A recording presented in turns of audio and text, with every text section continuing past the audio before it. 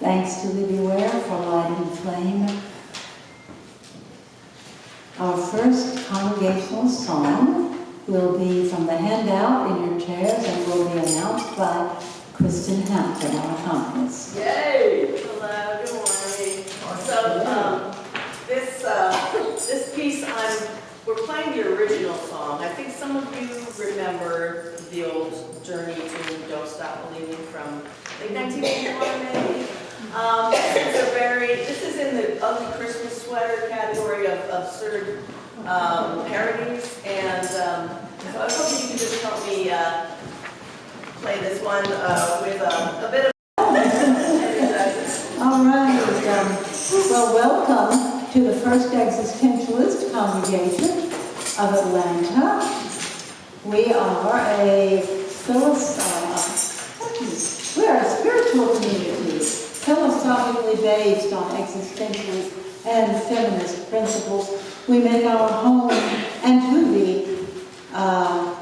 and dedicated to human liberation and protection of the natural world. We make our spiritual home in the Old Stone Church, which was hand-built by the African-American Antioch East Baptist Church more than 100 years ago. We acknowledge that racial hostility drove those African Americans from this area, and we honor them and the powerful history of this place. We also acknowledge that in the 1800s, the Muskogee Creek people were driven from this land, and we support justice for all indigenous people and all people. So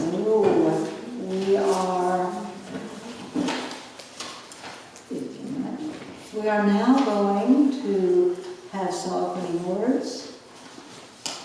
I love books. I adore everything about them. I love the feeling of the pages on my fingertips. They are light enough to carry, yet so heavy with words and ideas. I love the sound of the pages flicking against my fingers, print against fingerprints. Books make people quiet, yet they are so loud. That's by Nnedi Okorafor. And since we have books around us today, here's another one. Fill your house with stacks of books in all the crannies and all the nooks. Dr. Seuss. And yet another one. Fairy tales are more than true, not because they tell us that dragons exist, but because they tell us that dragons can be beaten. Neil Gaiman. So if you have any community announcements, I will read them later in the service, but please bring them up and give them to me at any time, right between now and the time I read them. And so it's time now to recognize newcomers. Do we have any newcomers or people who have been here and come back again? We'd like to recognize you and where you came from. Yes? Okay, here are some familiar people who do not want to stand and be recognized. Thank you very much. Yes, good old friends. Hey, I'm Edward And I'm Hannah. Okay, Ed and Hannah? Yeah. Okay, thank you so much. Thanks for having us. Welcome. there are no others, are there any birthdays or anniversaries? Any people who would like to celebrate? Yes, Sanjay, come down and we will sing to you. Is it a birthday or an anniversary? It's a birthday. On Thursday, I hit another birthday, and it wouldn't be complete unless I get to kind of celebrate as part of a celebration of life. Great. Wonderful. Then happy birthday to Sanjay.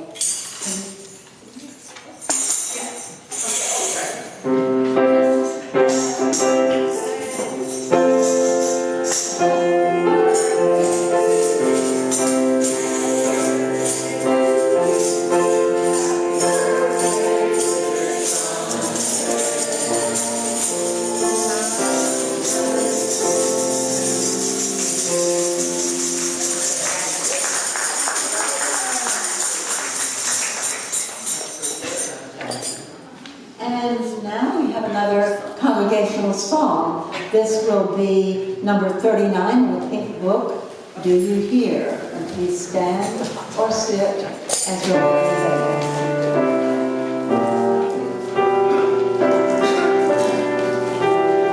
Number 39.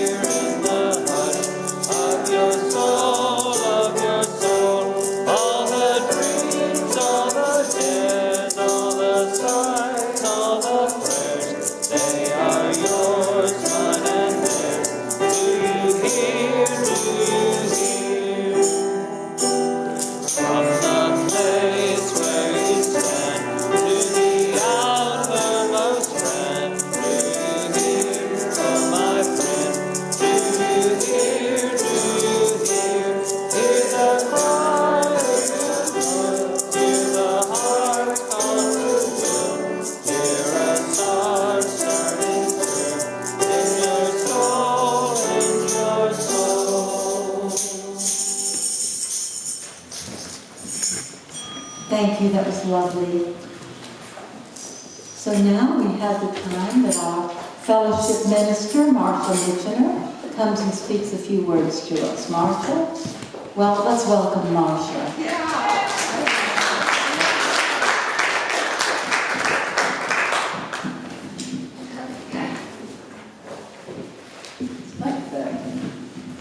Hey everybody, great to see you here.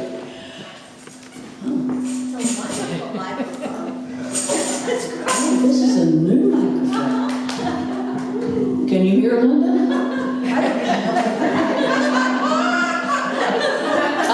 I should have known, you're so excited. Do I need to hold it further away? Okay. All right. Yesterday I went to the convenience store and to pick up some wood for the fireplace. And I went in and there was a woman at the counter and paying for something, and then there was a man behind her. So I got behind him and I noticed that he was like looking at all the candy bars. This particular place, it must be 15 feet and nothing but candy bars. And so he's looking and looking, and all of a sudden he turned around and he saw that I was standing there. So he stepped aside and he said, "Oh, I'm sorry, I'm just trying to make the perfect choice."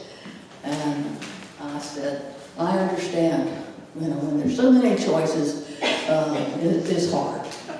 So that was our interaction. I paid for the wood.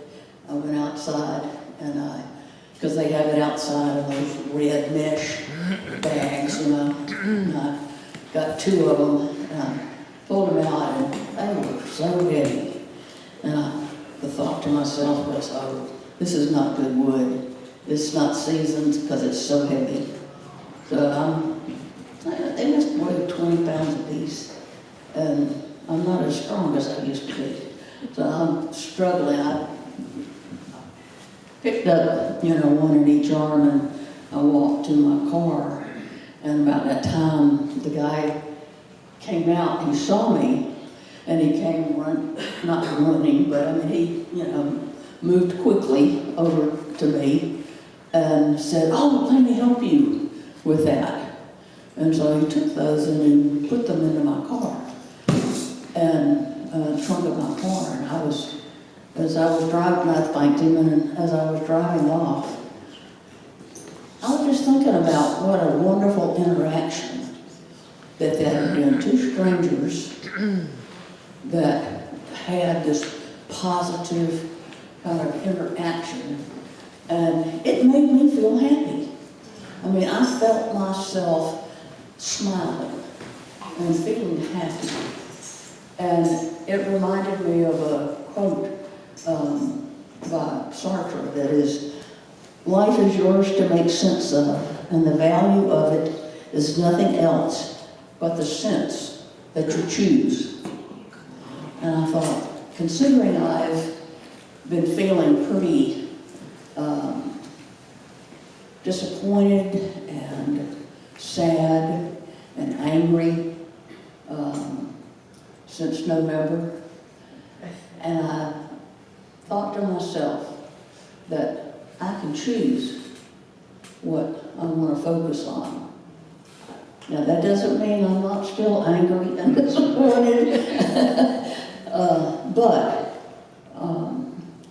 I can choose where to put my focus, and that will make better sense of my life and the way that I want to be in the world.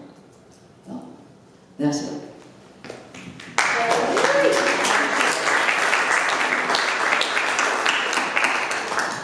Thank you so much, Marcia. Can you hear me all right? Yes. So I have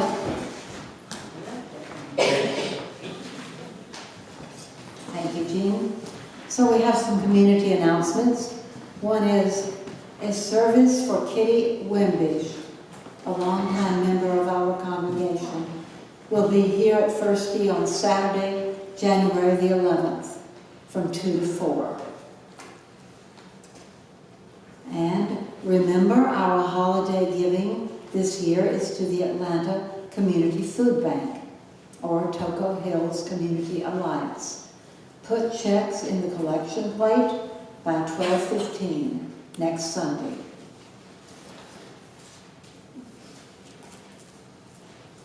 Members and friends, remember 2025 pledge renewals are being mailed to you this week. Or just pick up your pledge renewal today.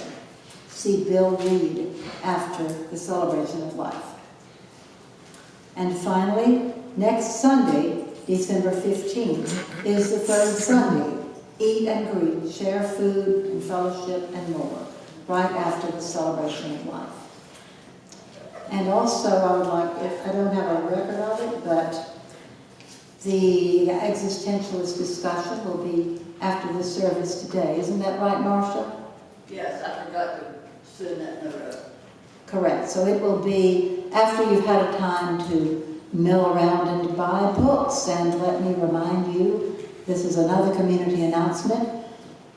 We have many authors here at First D, and some of the tables are already set up. I see several authors who are either former speakers or members or friends of the congregation, set up to sell their books at reduced prices. So please shop after the service is over, and then go to the discussion group. And finally, the E-Chorus will rehearse next Sunday at 10:15 before the celebration of life. That's December 15th at 10:15. And even if you haven't sung with the chorus before, you're welcome, right, Dr. Gene? All right, now we have a time of silence where we sit and contemplate or meditate, pray in our own way, and I will ring the bell in 5 minutes.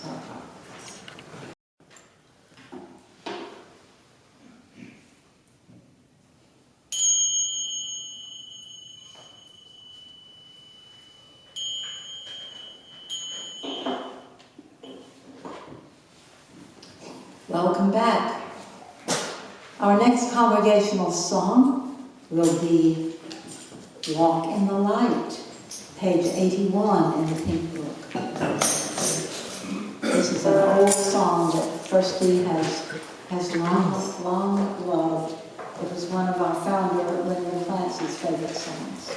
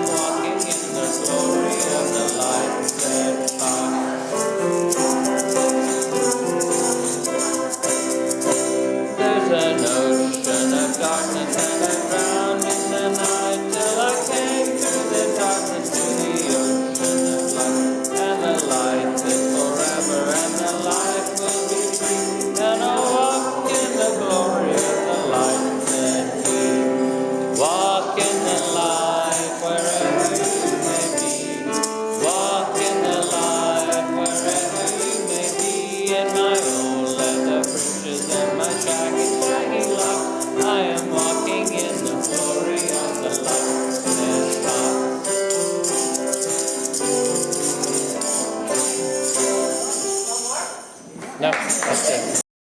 And Christina.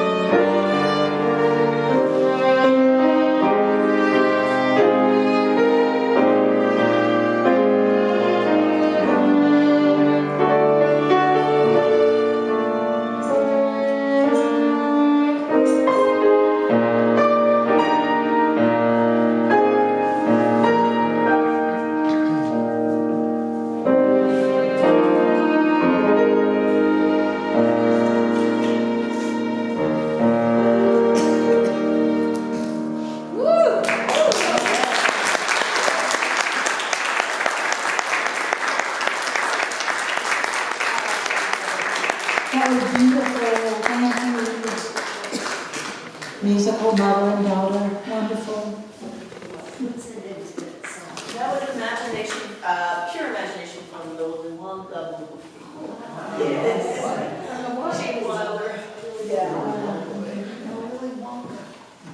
So now I have the pleasure of introducing our speaker for today, Dr. Arri Eisen, who learned about First D through his son, Gabe, who has attended here.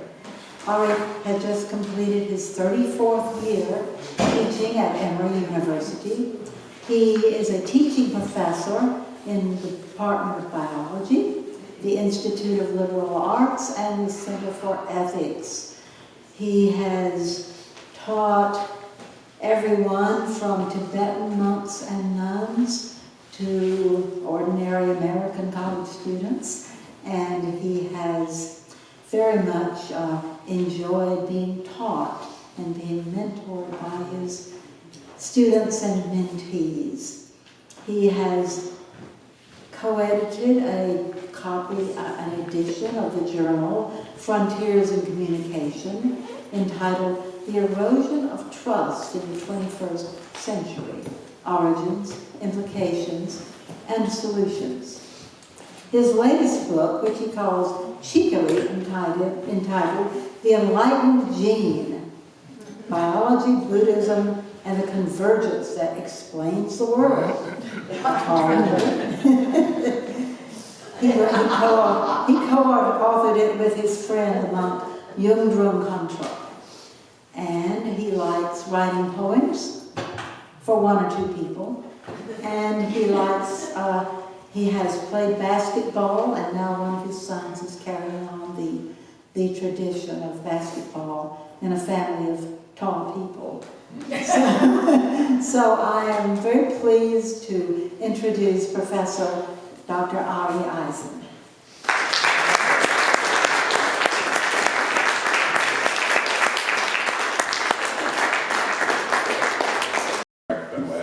Hi everyone, good morning.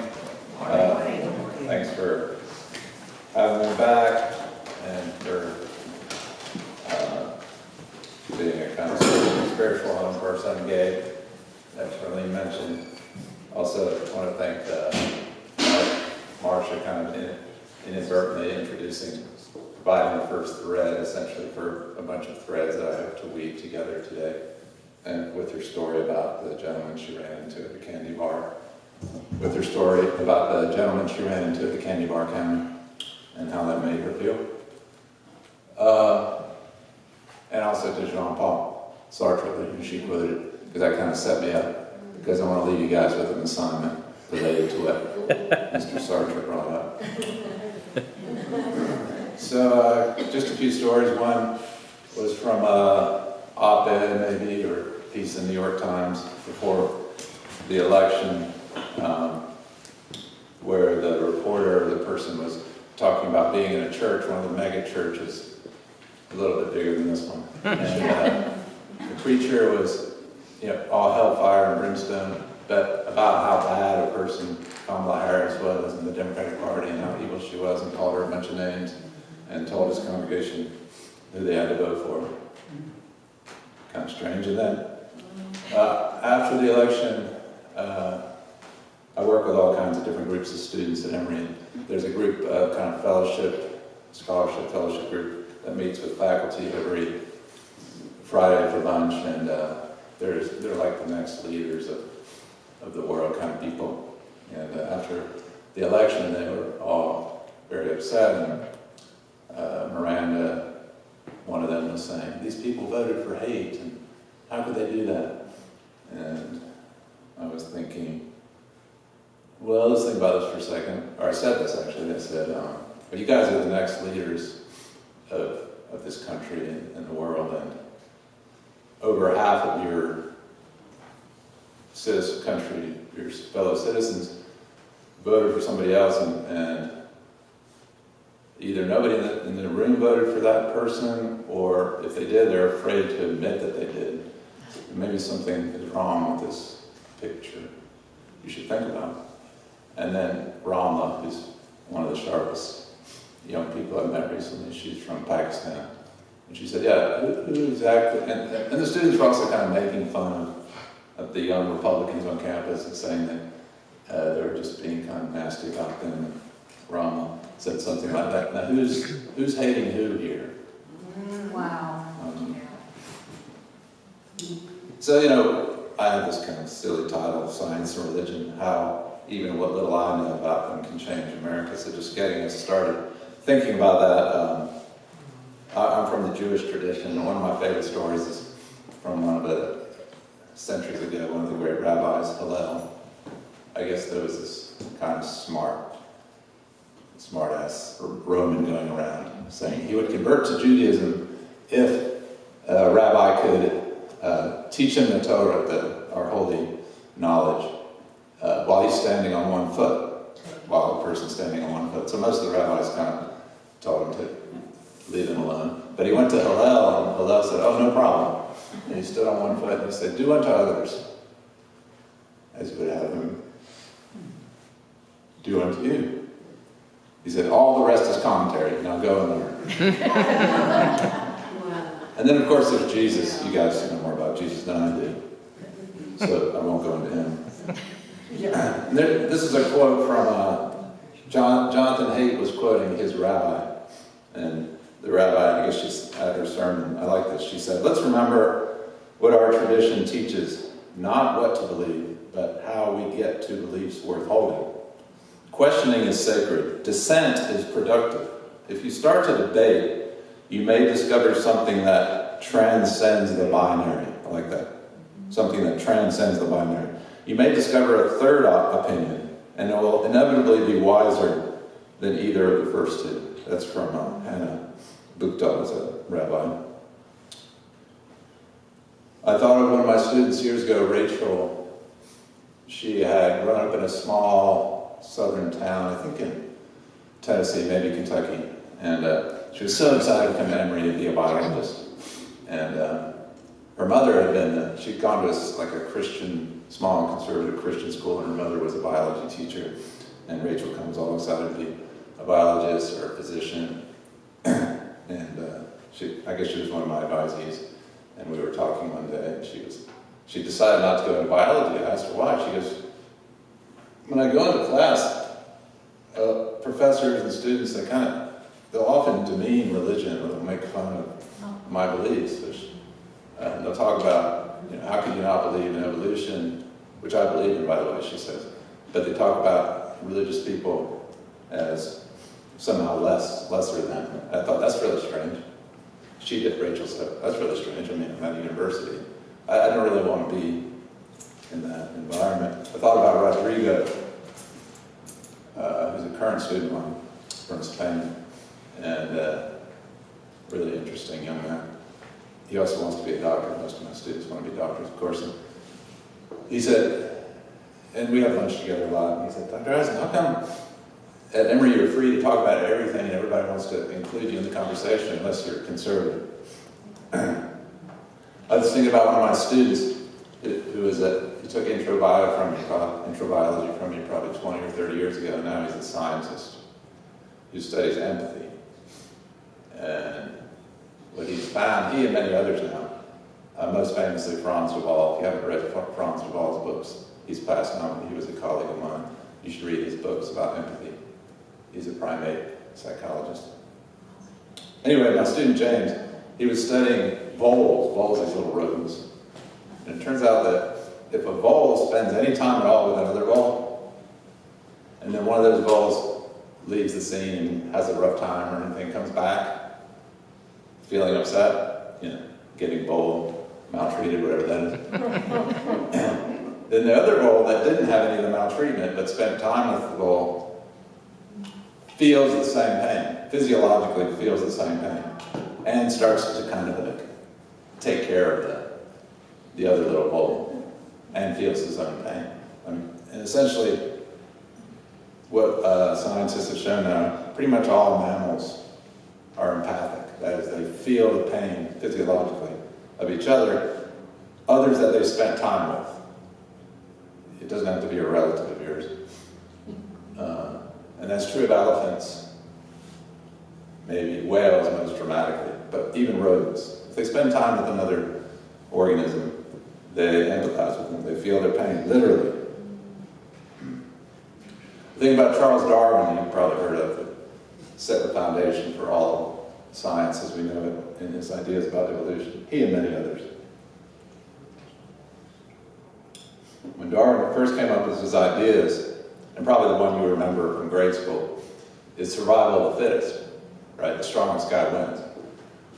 And that got the most press, and certainly you still hear about it. But the reason it got the most press is because, think about when Mr. Darwin was writing his ideas. It was during the Industrial Revolution. It was during the British Empire. So of course, people grabbed onto that part of the story. Competition, be stronger, because they were the British Empire. But the flip side of that coin, that Darwin stressed just as much, and is exactly as important, is cooperation and collaboration.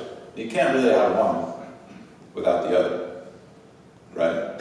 We have to work together. We have to empathize with each other. And Darwin said that from the beginning.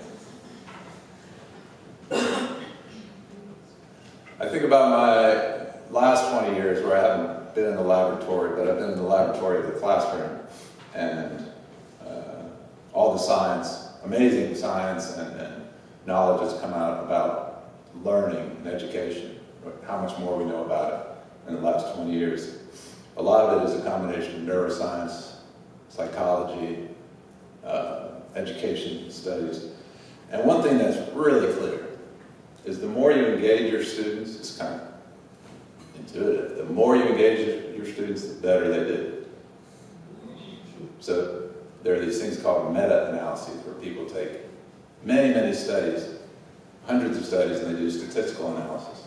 So anybody that engages their students in any way, so some classes have 500 students in them, right? So you think, well, what can you do? Well, you can be creative. Anybody that engages their students in any way, the students do better, especially women and minorities, but everyone does better. And they do better by any measure, by the traditional testing of knowledge, by how well they know the material, they do better. And if you go even deeper into what we now call social and emotional learning, where you actually engage the students, probably the way you and I, many of you are as old as I am, or older, learn, it doesn't happen so much anymore for reasons we can talk about. If you engage students in the social and emotional learning from K through 12, they learn even better. They do even by any measure, right? So this has been shown over and over. I think about the times I do this in my classes. So for example, in some of my classes, we do what we call personal statements. So every student, 2 per day until we get through everybody, has to give a deep introduction to themselves, right? And it doesn't matter what the topic is. Because think about it. Think about if there's 20 people in a room, even if they're only 20 years old. That's 400 years of experience. 400 years of experience. So why should I be the only one that's engaged with them, right? Why waste all that experience? So I always tell them, I ask them, tell us about yourself. And it just changes, it totally changes the learning environment. Not surprisingly, right? I mean, I think about one time, a student named Farah, this was in, Syria's in the news this week, but this was when Syria was first in the news 10 years ago, maybe 8 or 10 years ago. And she talked about how she was Syrian and she was a refugee and her village had been bombed and her father was still not back in the United States. She had gotten here with her mother and sister. And if we hadn't had an opportunity for her to have like a moment of space to talk about that, we never would have known it. And that affected everything we talked about in that class, even though it had nothing to do with Syria or Farah. I remember one kid, I think his name was Tariq. He was from a very poor neighborhood. He was telling us this in his personal statement. Not interested in going to college, never thought about going to college. His best friend got killed in some tragic shooting or something. His best friend always dreamed of going to med school. So, this kid decided,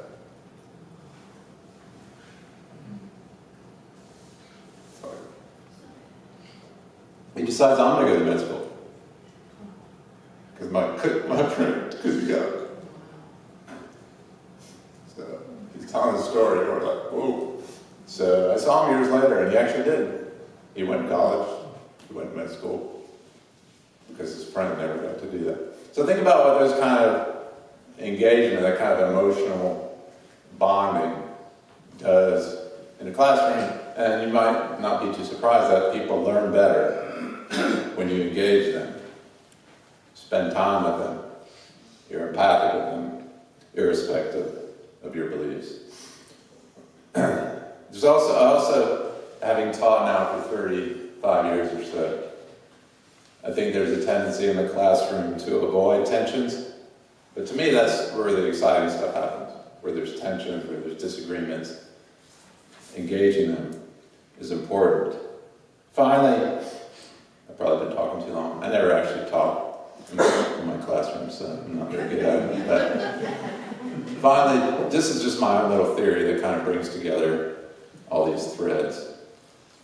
If we think about maybe why Marcia felt so good after she felt so bad, or why those kind of engagements get to us even though they don't seem maybe as important on paper. So one of the things I teach in biology is how to look at all the different layers of life, from atoms to cells to organisms to ecosystems, all the way up. And it's kind of Darwin's idea, I guess. Things you see at the molecular level are reflected all the way up, and vice versa. Cooperation happens at the ecosystem level. Cooperation happens in the cells and the molecules at the atomic level, those kind of things. So what have I seen in my students over the last generation, and not just in my students, also in you, is at the individual level, pulling back, separating ourselves, not spending time with others because of technology. So technology, for better or worse, has pulled us into these screens. Even us, old people. If you look at the young people, I think there's one here.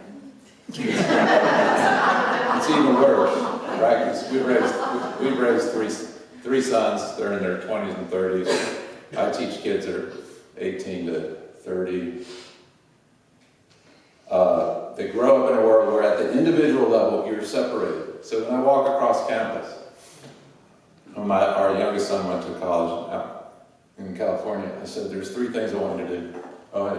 There's 3 things I want you to do in college. Go to class, go to every class. 2, when you walk across campus, don't be plugged into anything. No earpods or AirPods or whatever you call them. Pay attention, be where you are. Because this is where things happen, or where things used to happen. Is when you walk across campus, not when you were in the classroom. Yeah, that's nice to go to classes. But when you're not in the classroom, that's where everything important in my life happened, when I was in college. And the third thing I can't say in a church. And when I walk across campus now, which I do a lot, because I teach in 3 different departments, the students aren't there. They just walk right by me. I say, hey, Susan. She doesn't even hear me. They're separated. Individuals we've separated ourselves. So what does that mean? When we separate individuals, we separate. Well, look at what happens when you separate populations, like the Palestinians and the Israelis. Last time I was there, they built a wall. They literally built a wall so that a whole generation of Israeli and Palestinian kids grew up without ever seeing each other. At the gas station, at the candy bar counter. They never saw each other. Well, look what we got now. Look what was in the South when I grew up, blacks and whites. Well, of course, if you don't spend any time with each other. So we're separating each other individually, and now look, we're separating each other politically. And now look, we're separating each other as nations. That's what won the election. Let's be separate. Let's not engage anybody. So what I'm talking about here, folks, is all of us, right? So here's your assignment. Think about the story, Marcia, the thread that Marcia gave us, the threads I've given you. And think about one thing you can do to break out of the separation. It doesn't have to be a big thing. Like, don't do what our son Gabe did. Go to Palestine, to the West Bank for 3 weeks and stress his parents out. And I'm not even talking about holding hands with somebody you hate and singing Kumbaya. No. I'm just talking about anything that you can do to be present and to be part of your community. And if all your community is the same as you, go find another one. Or go find a candy counter or a store or buy wood somewhere else. So your assignment is to just pick one thing like that. And just see if you can do that regularly. I think of the story that Dalai Lama told me. He said, wherever I go, people come up to me afterwards and they essentially say, how can I be like you, oh great Dalai Lama? And I'm like, dude, Dalai Lama's funny. He says, don't want to be like me. Look and learn your own tradition. Because every religious tradition, every community tradition has essentially the same values. Love, compassion, forgiveness. Every religion does. Go and learn your own tradition. Right? Do unto others as you have them do unto you. Thanks, folks.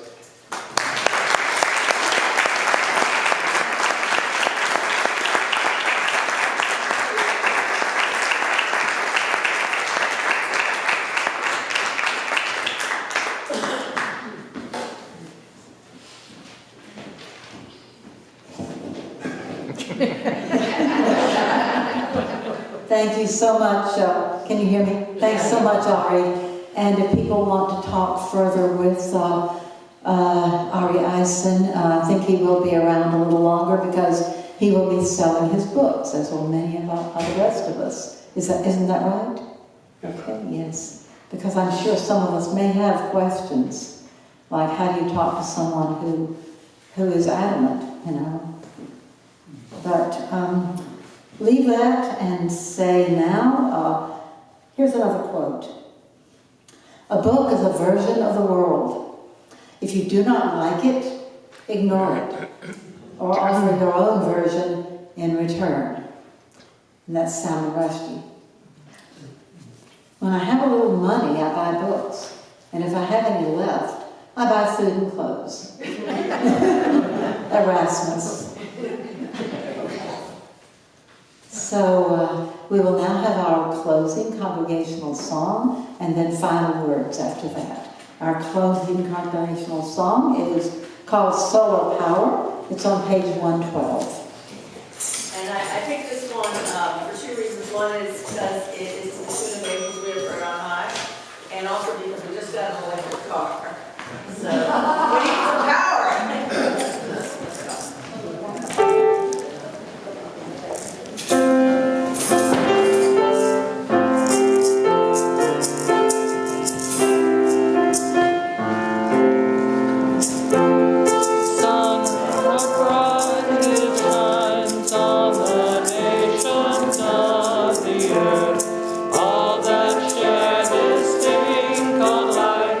Celebrating